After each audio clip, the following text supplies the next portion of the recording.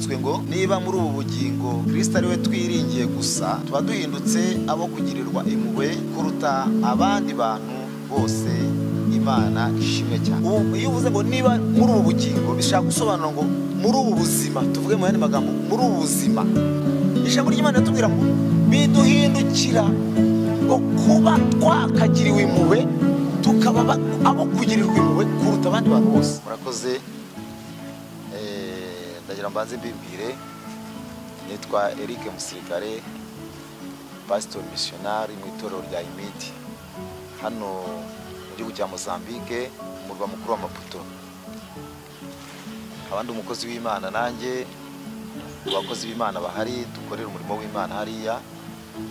Nkaba nifuje kugira ngo tugire ijambo ry'Imana twafatikanya n'abantu mwese muzabasha kurikurikira, cyane ko muri iki gihe turimo ari igihe kitoroshye, igihe kubwiriza mu nsengero bisa nkaho byahagaze, ariko turi gushakisha inzira zose bizatuma ubutumwa bwiza bwagera ku bantu bose aho bari ku isi yose.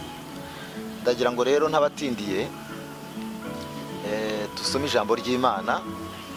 Dusoma mu gitabo, mu rwandiko Pawulo yandikiye Abakorinto igice cya 15 duhereye ku murongo wa 19. Ni umurongo turi bunasome, ntago turi busome amagambo menshi kugira ngo twumve icyo Imana yavugana natwe muri iri jambo. Hano mu rwandiko rwa mbere rw'Abakorinto ibice 15 ku murongo wa 19 haranditswe ngo niba muri ubu bugingo Kristo ari we twiringiye gusa tuba duhindutse abo kugirirwa impuhwe kuruta abandi bantu bose. Imana ishimwe cyane. Iri jambo ni ijambo ryiza, ijambo ririmo ibihumurizo byinshi, ijambo ririmo gukomezwa, kandi ijambo ririmo gusobanukirwa neza iby'uru rugendo rwacu turimo. Bene data rero, iri jambo nariciyemo ibice bigera muri bitatu.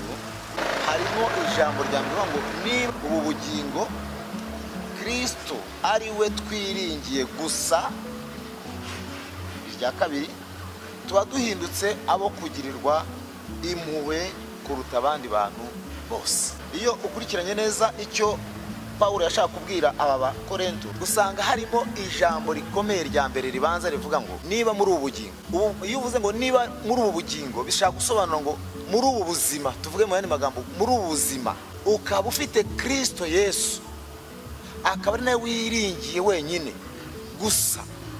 Biratubwira ngo gusa, bivuga ngo hari abandi muri ubu buzima batamwiringira, hari abandi muri ubu buzima bamwiringira kandi nanone bakamwiringirana n'ibindi bintu, kuko ijambo ryatubwiye ngo niba muri ubu bugingo ngo Kristo ari we twiringiye wenyine gusa. Gusa, ijambo ryitwa gusa rivuga ngo niwe wenyine, nta kindi wongeyeho. Ariko abivuga nuko hariho abantu hariya biringiraga Kristo Yesu ariko bakamufatanya n'ibindi bintu. Kandi no mu buzima busanzwe bwacu tuzi hari abantu biringira Imana ariko ugasanga ntibihagije, bakongeraho n'ibindi bintu bakabyiringira. Bakiringira ibigirwamana, bakiringira ubutunzi bwabo, bakiringira imiryango yabo, bakiringira abakomeye. Ibyo byose ntago Yesu ajya anezezwa nuko abantu bamwiringira kandi ngo bamwiringirane n'ibindi bintu. Tuvuge ikintu cya mbere gikomeye muri ubu bugingo, niba Kristo ari we twiringiye, icya mbere hari kubanza kumwemera nk'umwami n'umukiza wawe. Ikintu cya mbere, kumwemera nk'umwami n'umukiza wawe, bivuga ngo ubwo buzima wari usanzwe mukabuvamo ukinjira mu bundi buzima bushya bwitwa kubana na Kristo, ukamwiringira wenyine gusa. Ibyo ijambo ry'Imana ritubwira ngo biduhindukira ngo kuba twakagiriwe impuhwe tukaba abo kugirirwa impuhwe kuruta abandi bantu bose. Reka twibigire ku bandi bantu. Naje gusobanukirwa neza, mbona ko abantu turatandukanye. Abantu biringira Kristo Yesu batandukanye n'abatamwiringira, kandi ibyo byose namwe murabizi. Abantu biringira Kristo Yesu gusa batandukanye n'abingira Kristo ariko bagafatikanya n'ibindi bintu. twebwe turi ku ijambo rivuga gusa ngo twiringiye, niba twiringiye Kristo Yesu wenyine gusa, duhita duhabwa amasezerano mashya, duhita duhabwa ibyiza bitubwira ngo duhindurirwa kugirirwa neza, kugirirwa impuhwe kuruta abandi bose. Reka twihuse babwire ibintu byabaye. Ubu turi mu gihe cya Pasika. Pasika yabaye muri iyi minsi dutambutsemo, ariko turibuka ko Pasika twibuka cyane ko ari ukunyurwaho. Iyo twibutse uko ubwoko bw'Imana bwari mu Egiputa bwabonye Pasika, Uwiteka akabwira ati dore Pasika yanyu mubaga umwana w'intama, nimurangiza mumurye mukenyeye, kandi amaraso muyasiye ku mezo z'imiryango, ndetse kandi mumurisha imboga zisharira, ubwo mukenyere rwose, kuko ejo mu gitondo kare kare murazinduka musohoka muri iki gihugu, kuko marayika naza azabaje kurimbura, kandi azarimbura urugo rwose rurimo umwana w'imfura, rurimo uburiza bwose bw'amatungo, kubera ko banze, Farawo yanangiye umutima, yanze kurekura ubwoko bwanjye. Icyo gihe niyo Pasika Uwiteka arahaye ubwoko bwe bw'Abisirayeli. Natwe tuza kugira indi Pasika. Yesu umwana w'intama w'Imana aritanga, araza arapfa, arahambwa, ariko arazuka. Haleluya! Arazuka. Uko kuzuka kwe niko gucungurwa kwacu twebwe. Iyo apfa ntazuke twari dufite ibibazo bikomeye, ariko ko yapfuye akazuka, natwe dufite ibyiringiro ko tuzazuka, ko nyuma y'ubuzima tuzabaho. Imana ishimwe cyane. Ariko icyo nshaka kuvuga ni iki: hari ijambo nasomye muri Matayo igice 28 uhereye ku murongo wa mbere, aho bari abadamu ngo Mariya Magadalena ngo na Mariya wundi bazindutse kare kare mu rubungabungo, ngo uko bari bamenyereye, ngo bagenda bagiye ngo gushyira imibabwe ku mva ya Yesu. Ngo bagezeyo, ngo kuri wa munsi wa gatatu, ntago bibukaga neza ko uwo munsi Yesu yabwiye ko azaba yazutse, ariko kuri uwo munsi wa gatatu bagezeyo, ngo basanga ibintu byahindutse. Basanga marayika yamanutse, marayika ngo urabagirana cyane, ngo imyenda yasaga n'urubura, ngo yabirinduye igitare kandi yacicayeho. Haleluya! Yacicayeho, yacicayeho. Abasirikare ngo barinze imva ya Yesu bahuye n'ibibazo bikomeye, ngo bari baguye igihumura, ngo bameze nk'abapfuye. Icyambere barafite ibibazo bikomeye, uburinzi babahaye bwarangiye bwangiritse. Ikindi babonye imbaraga zidasanzwe, imbaraga badashobora kurwanisha intwaro bari bafite, babona ko n'ubushobozi bafite. Ariko reka mbabwire ikintu cyiza nakuye muri ariya magambo, ngo marayika yabwiye abo babyeyi bari bageze aho ngaho, arabwira ati mva rero, ku murongo wa 5, ngo mwebwe wo mwitinya. Haleluya! Ngo mwitinya kuko nzi yuko mushaka Yesu Kristo wabambwe. Imana ishimwe cyane. Mwebwe rero mwitinya.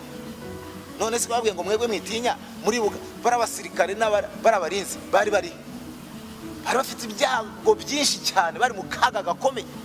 Akaga bari mu gakomeye, bagati ibi n'ibiki bibaye, turabigenza gute?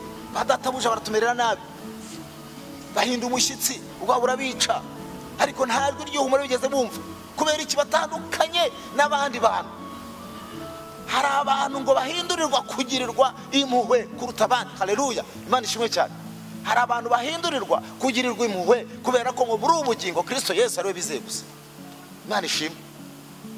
Hanyuma abarinzi baraho ngaho babuze ikibahumuriza, baravuga ati turapfuye none birarangiye, tugize badatabuja baratumara, niba n'uyu mumarayika ataturimbuye n'abadatabuja baratumara. Ngo bafate inzira, ko bagiye kwa bashebuja. Maze ababyeyi nabo marayika arababwira ati ngani mugende sha, nimugende mwebwe rata, mwebwe badatahaye umugisha, mugende ko twamenye ko mwebwe mushaka Kristo Yesu wabambwe, mwebwe muhumure, mwebwe mukomere. Ngo baragiye, abagenda ariko ngo bafite ubwoba ngo nibineza neza. Imana ishimwe. Burya hari igihe duhura n'ibintu tugashaka kugira ubwoba, ariko ibineza neza by'umwuka wera w'Imana mu mitima yacu tukumva twuzuye ibineza neza. ibyo bineza neza biranga abana b'Imana muri ubugingo Kristo Yesu ari wiringiye wenyine gusa. Izo za korona zizaza ariko nubwo biteye ubwoba ariko uzuzura ibineza neza. Haleluya. Uzumva ibineza neza bikuzuye, uzumva ibineza neza byuzuye umutima wawe. Abo babyeyi barazamuka baragenda, baragiye barashoreye, baragiye ngo bagiye kubwira ngo bene wabo barabigishwa abandi ngo bajye kubabwira ngo ko Yesu yazutse, ngo imvira arangaye, Yesu yasubiye mu ijuru, ngo kandi azababanziriza i Galilaya. Mana ishimwe. Haleluya. Azabanziriza i Galilaya. Ijambo rikomeye cyane. Mwebwe mwitinya. Turi kujya muri ngo niba muri ubugingo Kristo Yesu ari we wizeye wenyine gusa, ari we twiringiye wenyine gusa, duhindurirwa kugirirwa neza, duhindurirwa kugirirwa impuhwe, kuduhindurirwa kugubwa neza. Imana yacu ikatubungabunga, ikatwitaho, ikadushyigikira muri izi ngorane, muri ibi bibazo. Duhindurirwa kugirirwa neza kuruta abandi bantu bose. Ndabashishikariza bene data gushakisha uko mwamenya umwami Imana, gushakisha inzira yose mwaza mukayoboka inzira y'Imana.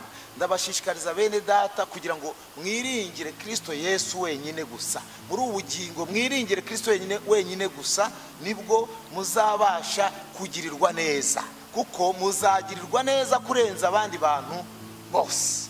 Imana ibafashe kandi Imana ibahe umugisha mu izina rya Kristo Yesu. Amen. Reka dusenge Imana kubwira ijambo twumvise, kandi Imana ikomeze kubafasha rwose. Imana ibashyigikire, Imana ibafashe kugira ngo namwe mwiringire Kristo Yesu wenyine gusa, kugira ngo abashe kuzabafasha, muzabashe kugirirwa impuhwe kurenza abandi bantu bose. Mana turagushimiye mu izina rya Yesu, turakubashye kandi turaguhimbaje. Uri Imana igira neza, uri Imana yita ku gusenga kw'abantu bawe, uri Imana idusezeranya isezerano ryiza ko muri ubugingo tukwizera wenyine gusa tubasha kugirirwa neza, duhindurirwa kuba ab'umugisha, duhindurirwa kugirirwa impuhwe, kwitabwaho, guteteshwa, kumera nk'abana batoya umubyeyi yitayeho. Umwana iyo arize umubyeyi ahaguruka, amabere arikora, niko tukwiye natwe kumera. Mana reka rero abana bawe bakwiringira wenyine gusa, bakwizere, bagutumbira guhanga amaso, kuko nibwo bazahindurirwa kugirirwa impuhwe kurenza abandi bose. Urakoze kugize neza. Shoza umuntu wese Mana wumvise amagambo, aho ijambo rizagera hose, aho ubutumwa bwiza buzagera, Uwiteka abantu bazafashwe nabwo kandi bakora ubwira ijambo kugira ngo bongere bakwizere. Abakwiringiraga bakiringira n'ibindi, ibyo babifashe hasi, bakwizera wenyine gusa, kuko bazatabarwa bakagirirwa neza. Icyo ni igikombe cyawe none n'iteka ryose. Tubisabye Imana mu izina rya Kristo Yesu. Amen.